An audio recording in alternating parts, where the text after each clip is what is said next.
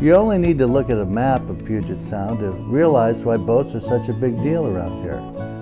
For most of its history, this area was covered with heavy forest, so waterways were just about the only way to get around.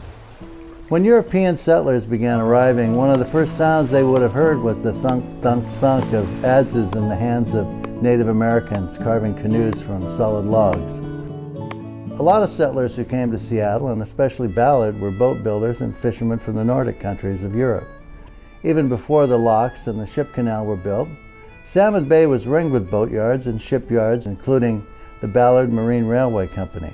Known today as Pacific Fishermen, this yard now specializes in repairing and maintaining many kinds of vessels with an amazing mix of new technology and traditional wooden boat crafts. Welcome to Pacific Fishermen Shipyard. This has been a shipyard since 1870. A fellow named Saunderson and a bunch of other Norwegians had it. And they built steamboats like the Bailey Gatzert were built here back in the 1870s. This is the helm from a standard minesweeper, 120 footers that were built here during the war, about a series of 10 of them. 2 of these went on to be famous, John Wayne's Wild Goose and Jacques Cousteau's Calypso, built right on the railway out here we're going to see in a minute. And over here, John, we have a rather famous vessel, the Northwind, that we're doing some refit work to it.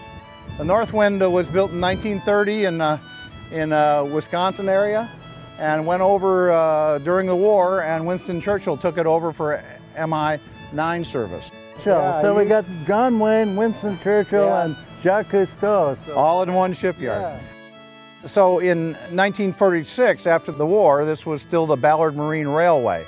And 400 Norwegian heritage fishermen and their wives wanted a place to fix their boats, so the 400 of them plunked down $300 each and decided to have a co-op, and they purchased it from the Ballard Marine Railway as a co-op. Most of those 400 original shareholders are around today on the 3rd and 4th generation of ownership. John, if you take a look around, you'll see a lot of salt cod hanging around this joint. We get, the fishermen are always bringing us salt cod down.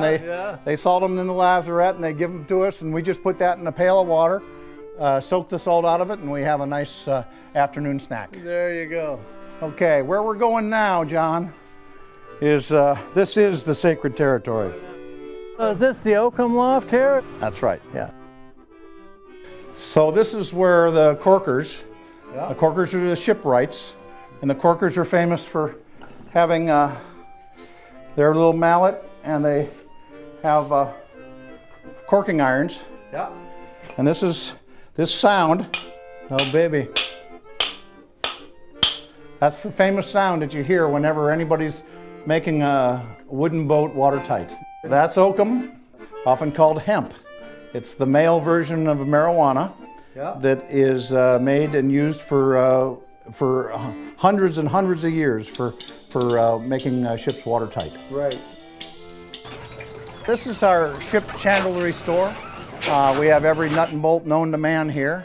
Walking around Pacific Fishermen with Doug Dixon feels a lot like visiting a museum, but this is truly a living museum, and much more than just a museum, actually. It's a place where the past, the present, and the future really come together in the ongoing story of Seattle's maritime industry.